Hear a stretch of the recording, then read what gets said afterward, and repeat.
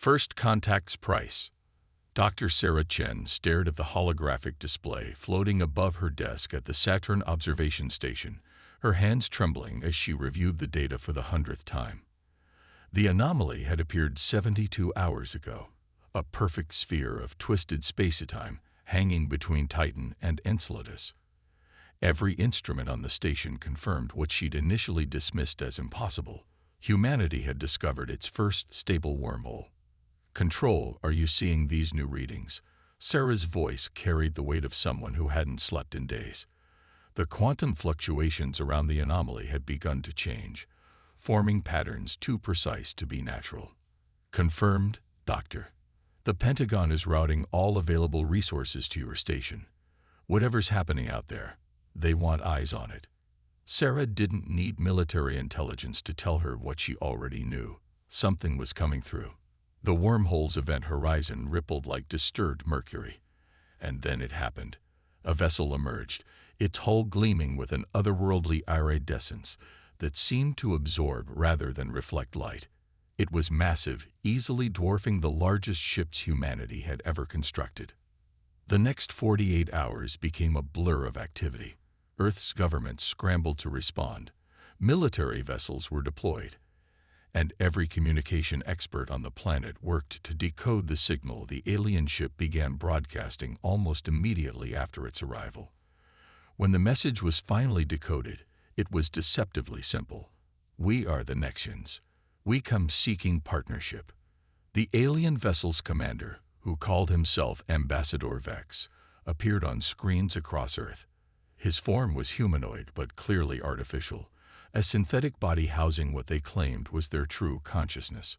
"We have watched your species' progress," Vex announced, his voice carrying an unsettling harmony. "You stand at a crossroads.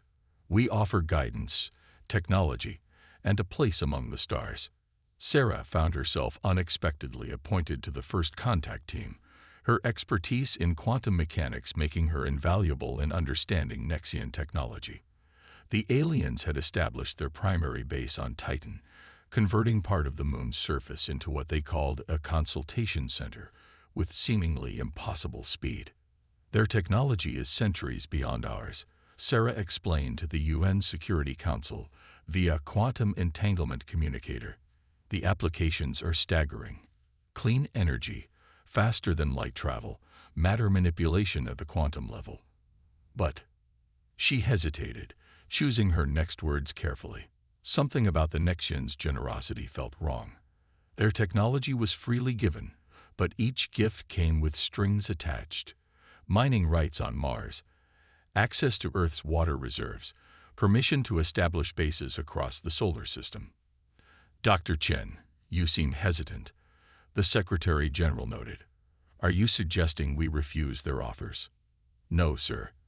I'm suggesting we examine them more carefully.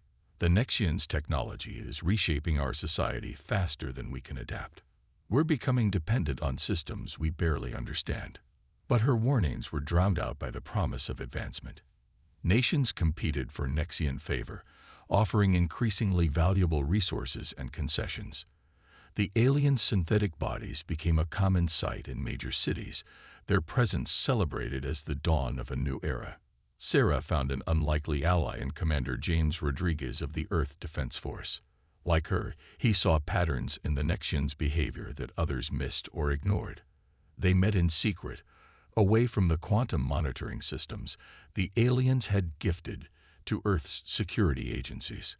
"They're isolating us," James explained, showing Sarah classified footage of Nexian ships intercepting and turning back human vessels, attempting to establish colonies beyond Mars.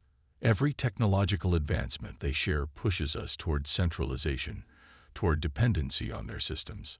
Sarah nodded, adding her own observations. "Their quantum networks are everywhere now.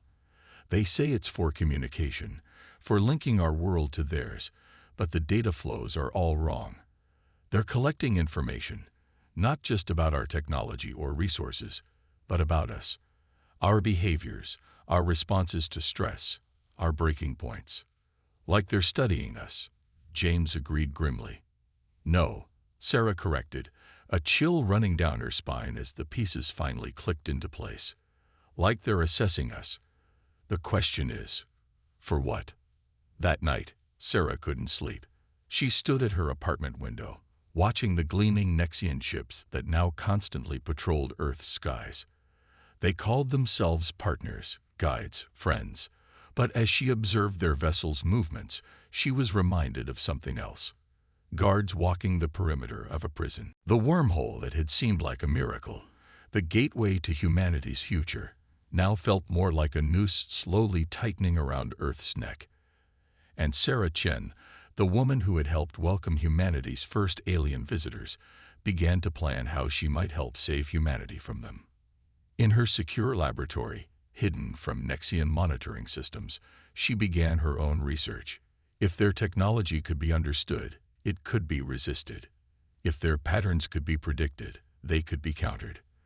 The real question was whether she could find answers before the Nexians' true purpose was revealed. As she worked through the night, a message from Commander Rodriguez flashed across her secure terminal. Found something in their quantum signature. Meet tomorrow. Don't trust the networks. Sarah deleted the message immediately, her heart racing. Whatever the Nexians were planning, time was running out. Humanity had welcomed what they thought was a miracle, never questioning why advanced beings would so freely share their technology with a younger race. They were about to learn the price of that mistake. The silent invasion. Commander James Rodriguez moved silently through the abandoned subway tunnels beneath New Beijing, his neural dampener working overtime to mask his presence from Nexian surveillance. The underground network had become humanity's last secure means of communication, primitive but untouched by alien quantum technology. He found Sarah Chen waiting at their designated meeting point, her face illuminated by the dim glow of ancient emergency lights. She looked exhausted, but her eyes burned with intensity. "Show me," she said without preamble. James activated his secure holographic projector, displaying a complex series of quantum signatures. These patterns appeared in all Nexian transmissions 3 days ago. My team finally decoded them. He paused, his expression grim. "They're not just communications, Sarah. They're commands." Sarah studied the data, her scientific mind racing. These frequencies, they're designed to interface with human neural patterns. But that's impossible.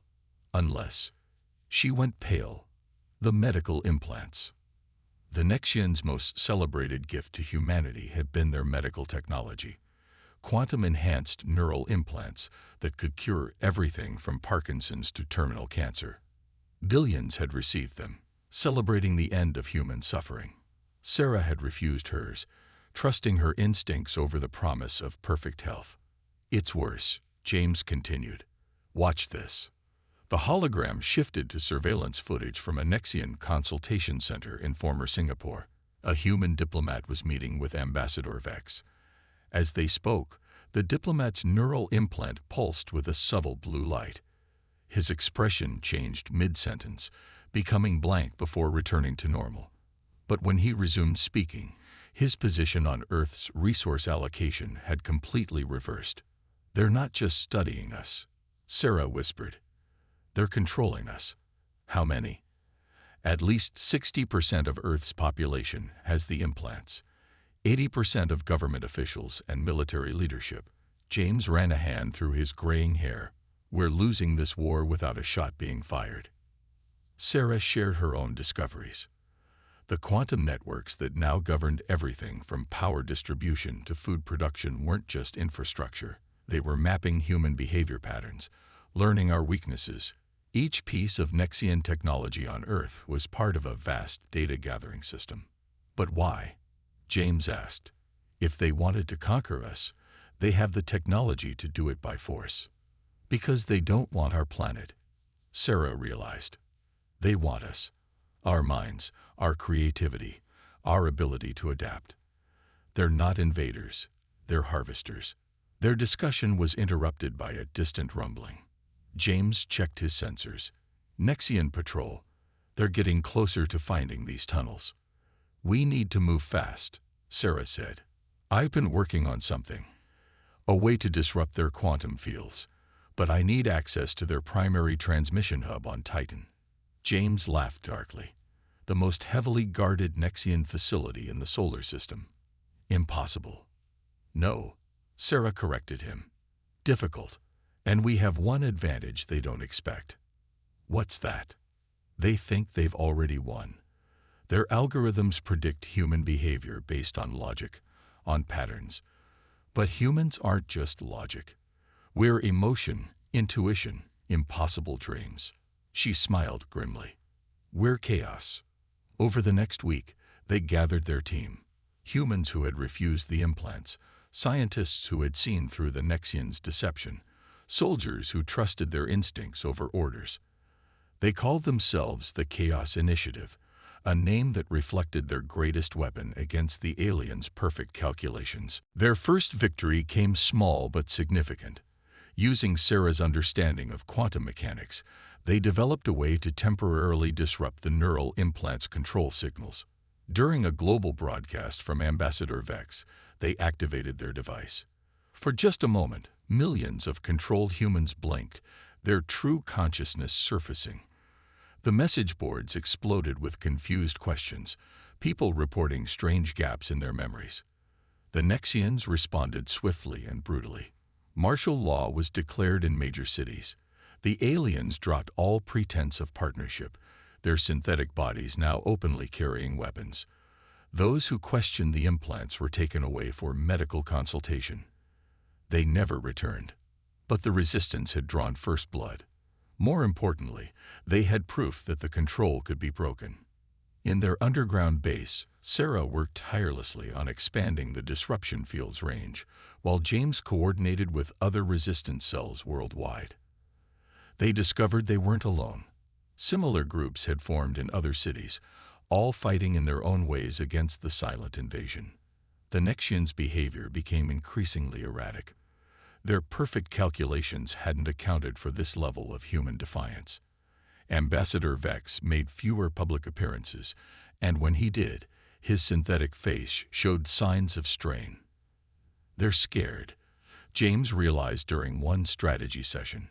For the first time since they arrived, they're not in complete control. Sarah nodded, but her expression remained troubled. Which makes them dangerous. We need to move on Titan soon, before they decide to abandon subtlety altogether. You think they have a backup plan. They've invested too much in harvesting humanity to give up easily. If control fails, she left the thought unfinished, but James understood. The Nexians would rather destroy humanity than let it slip from their grasp. As if confirming their fears, that night the sky above Earth's major cities lit up with new arrivals. Massive Nexian warships taking position in low orbit. The message was clear. Resistance would no longer be tolerated. The silent invasion was about to become very loud indeed. Breaking point.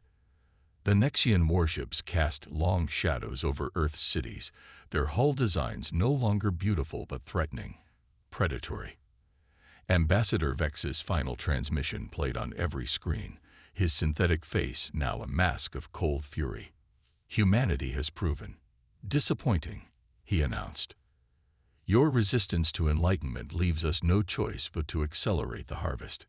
In the Resistance's underground command center, Sarah Chen watched in horror as the Nexians' true plan unfolded. The neural implants activated simultaneously worldwide, their subtle control becoming absolute. Billions of humans simply stopped, their minds going blank as the quantum network absorbed their consciousness. My God, James whispered beside her. They're downloading them. The intact minds of the controlled population were being transferred into the Nexian quantum network, leaving their bodies empty shells, each person's unique consciousness. Their memories, creativity, and potential was being harvested like data from a hard drive. This is what they do, Sarah realized, her voice shaking. They don't conquer civilizations. They consume them. Every technological gift, every shared advancement, it was all to prepare us for absorption into their collective. The unimplanted population, roughly 30% of humanity, faced immediate attack. Nexian ground forces deployed from the warships, their synthetic bodies now configured for combat. More terrifying were the controlled humans, turned into puppet soldiers against their own kind. "We've got reports from all continents," Lisa Patel, their communications expert, reported. "The Nexians are herding survivors toward processing centers. Anyone who resists is—" She couldn't finish the sentence. James slammed his fist on the command table. "We're not ready. The disruption field isn't strong enough to free everyone, and we're nowhere near getting to Titan." "Then we change the plan." Sarah's voice cut through the despair. "We've been thinking like scientists, trying to save everyone. We need to start thinking like guerrilla fighters." She pulled up a holographic map of Earth's quantum network infrastructure. "The Nexians built their control system on top of our existing communications networks. It's efficient, but it's also vulnerable. We don't need to free everyone at once. We just need to create enough chaos to break their perfect system." The Resistance launched Operation Wildfire that night. Small teams targeted quantum relay stations with electromagnetic pulse devices, creating gaps in the Nexians' control network. In these dead zones, the downloaded humans began to wake up, their consciousness returning to their bodies. The aliens responded with overwhelming force, but each counterattack proved Sarah's theory correct. They relied too heavily on prediction and patterns. Human intuition and improvisation threw their tactical algorithms into disarray. But victory came at a terrible cost. For every human freed from control, others were lost. The Resistance watched helplessly as processing centers transformed their captives into empty vessels, their minds absorbed into the Nexian collective. The breaking point came when the aliens revealed their final capability. The synthetic bodies they'd used to interact with humanity weren't just avatars. They were incubators. As resistance forces pushed them back in Jakarta, the synthetic shells split open, revealing the Nexians' true form. Crystalline entities that pulsed with stolen consciousness. "They're like quantum computers made flesh," Sarah explained to the Resistance leadership. "Each one contains thousands of absorbed minds, twisted and repurposed into processing power. They don't just take our consciousness, they use it to make themselves stronger." The revelation galvanized the Resistance. The horror of seeing human consciousness perverted into alien computing power erased any doubt about the necessity of their fight. James coordinated a global guerrilla campaign, using the Nexians' own predictive algorithms against them. While the aliens expected large-scale military responses, the Resistance struck in small, unpredictable ways. Each victory was small, but they added up. Sarah worked through exhaustion, refining their disruption technology. She discovered that the freed humans had developed a natural resistance to reabsorption. The human mind, once aware of the invasion attempt, created psychological barriers against it. But time was running out. The Nexians began systematically destroying Earth's infrastructure, deciding that if they couldn't have humanity's consciousness, they would eliminate its potential to threaten them. In their underground base, Sarah finally voiced the conclusion she'd been avoiding. "We can't win a war of attrition. For every mind we free, they harvest 1,000 more. For every vessel we destroy, they convert more humans into processors." "What are you suggesting?" James asked, though his expression showed he already knew. "We need to strike at their core consciousness, the quantum mainframe on Titan. Not to disable it, but to infiltrate it." She took a deep breath. "I need to let them capture me."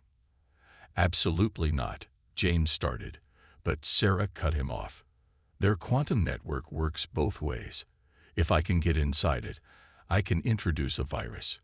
Not a computer virus, but a human one. An idea they can't predict or control." "What idea?" Sarah smiled grimly. "Chaos. Pure, human chaos. Our greatest weakness, according to their calculations, is our unpredictability. So let's give them more than they can process." As the Resistance debated her plan, the Nexian warships began their final approach. The harvest was nearly complete, and soon there would be nothing left of humanity but empty bodies and stolen minds. The time for careful strategy was over. Sometimes, salvation comes only after everything breaks. Resistance rising. The last free humans gathered in an abandoned military bunker beneath the Rocky Mountains. 300 survivors, each bearing the weight of 8 billion souls in their decisions. Sarah Chen stood before them, explaining a plan that sounded more like suicide than salvation. The Nexians built their entire civilization on predictability, she said, her voice echoing in the cavernous space. They consumed consciousness to expand their quantum processing power. But human consciousness isn't just data. It's dreams, fears, irrationality. Everything they consider errors in the system. She brought up a holographic display of her neural virus. This code won't attack their network. It will make them feel. Every emotion, every irrational thought, every dream and nightmare of humanity, all at once. Their perfect system can't handle that kind of chaos. And you're going to deliver this virus by letting them absorb you. James asked, his voice tight with concern. What happens to your consciousness? Sarah met his gaze steadily. Best case, I survive as myself within their network long enough to distribute the virus. Worst case, I become part of their collective, but so does the virus. Either way, the chaos spreads. The mission came together with desperate speed. The Resistance had stolen several Nexian synthetic bodies, and their tech team worked to modify one for Sarah's purposes. It wouldn't fool the aliens for long, but it didn't need to. It just needed to get her close enough to be processed. Lisa Patel led the coding team, working with Sarah to package human consciousness itself into a weapon. We're not just transmitting emotions, Lisa explained during one late-night session. We're sending them Shakespeare and rock music, abstract art, and terrible puns. Everything that makes no logical sense but perfect human sense. The plan required 2 simultaneous operations. While Sarah infiltrated the processing center in former Singapore, James would lead a strike team to Titan. Not to destroy the quantum mainframe, but to ensure it stayed online long enough for the virus to spread through the entire Nexian collective.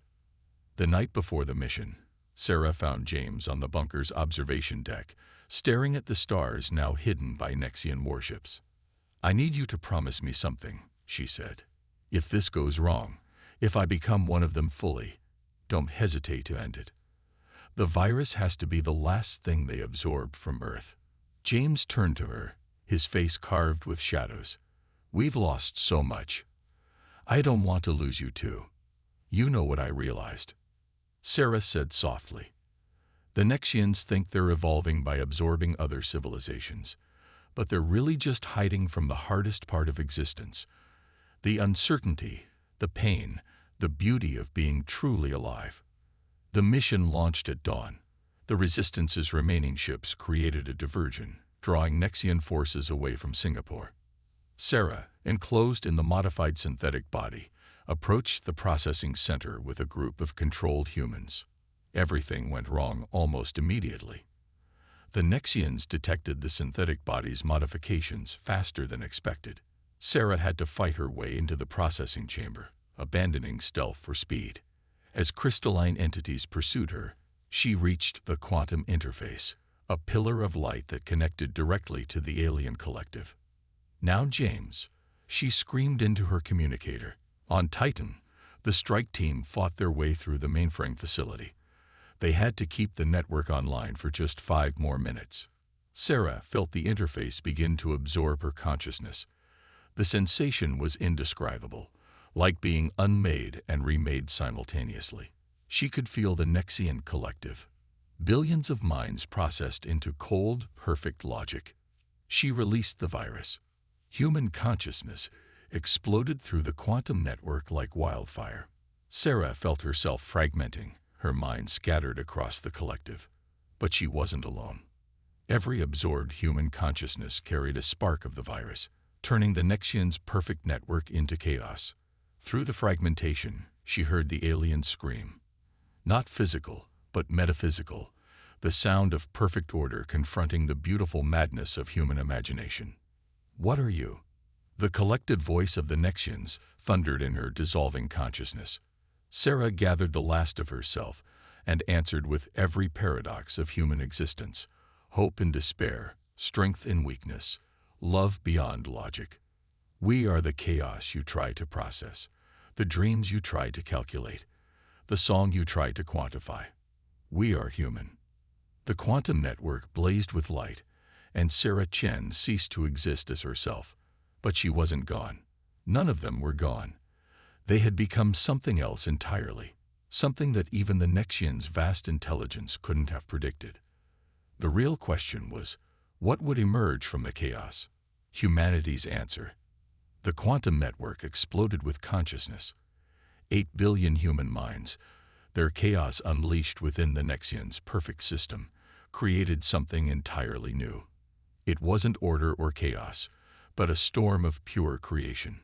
James Rodriguez watched from Titan's surface as the crystalline entities began to shatter, their perfect forms unable to contain the surge of human consciousness.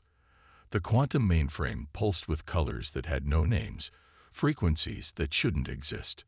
What's happening? Lisa's voice crackled through his helmet comm. The network readings. I've never seen anything like this.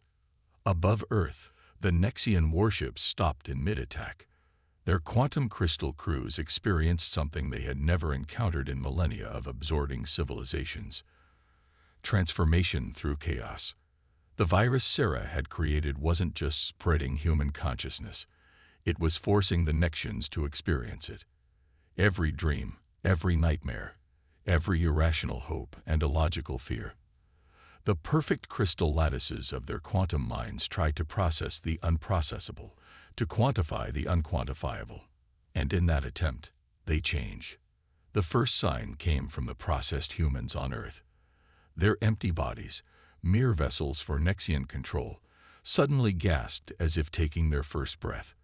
But what returned to them wasn't just their original consciousness. It was something more. Through the quantum network, James felt it too. Sarah's consciousness, fragmented but not destroyed, had become a bridge. The Nexians' attempt to absorb humanity had instead forced them into true communication, true understanding. They never understood. Sarah's voice echoed through the network, not from any one point, but from everywhere. They thought consciousness was just information to be processed. They never realized it was alive. The Nexian collective, for the first time in its existence, began to dream. Crystal entities across the solar system resonated with new frequencies.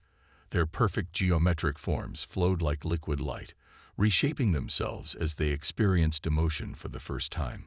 Fear, joy, love, hope, feelings they had harvested but never understood now coursed through their quantum consciousness. This is what Sarah meant by chaos, James realized. Not destruction, creation. The one thing they couldn't predict or control. The change cascaded through the collective.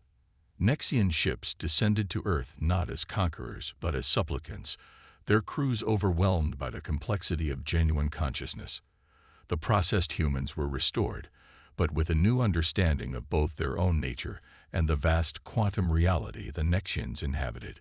In the aftermath, humanity emerged not just victorious but transformed. The Nexians' technology, once a trap, became a gift freely given. Their quantum networks, no longer tools of control, allowed human consciousness to expand beyond its physical limitations while remaining fundamentally, beautifully human. Sarah Chen's physical form was never recovered, but her consciousness persisted within the quantum network. Not as a prisoner or a program, but as a bridge between two forms of existence. Through her sacrifice, she had taught the Nexians the one thing their perfect calculations could never grasp: the power of imperfection. 1 year later, James stood on the observation deck of the New Earth Nexian Coalition headquarters. Below, crystal entities moved among humans, their forms now organic and flowing, changed forever by their encounter with human chaos. The quantum network hummed with billions of conversations across multiple planes of existence. "We did it, Sarah," he whispered to the quantum field that now permeated human civilization. "We showed them a better way." A pattern of light danced across his neural interface. Sarah's way of laughing. "No, James, We showed ourselves. The Nexians weren't the only ones who needed to learn that perfection isn't the answer. Humanity had to remember that our chaos, our emotions, our illogical dreams, they're not weaknesses to be overcome. They're the source of our greatest strength. The wormhole that had brought the Nexians to Earth remained open, but its purpose had changed. No longer a gateway for invasion, it became humanity's first step into a larger universe. Other civilizations, hearing of what happened in the Sol system, began to reach out. Not with perfect order, but with questions, with curiosity, with chaos of their own. And humanity answered, carrying with them the most powerful lesson in the galaxy. True consciousness cannot be conquered or controlled. It can only be embraced, with all its beautiful imperfections. The stars called, and humanity, chaos and all, was finally ready to answer.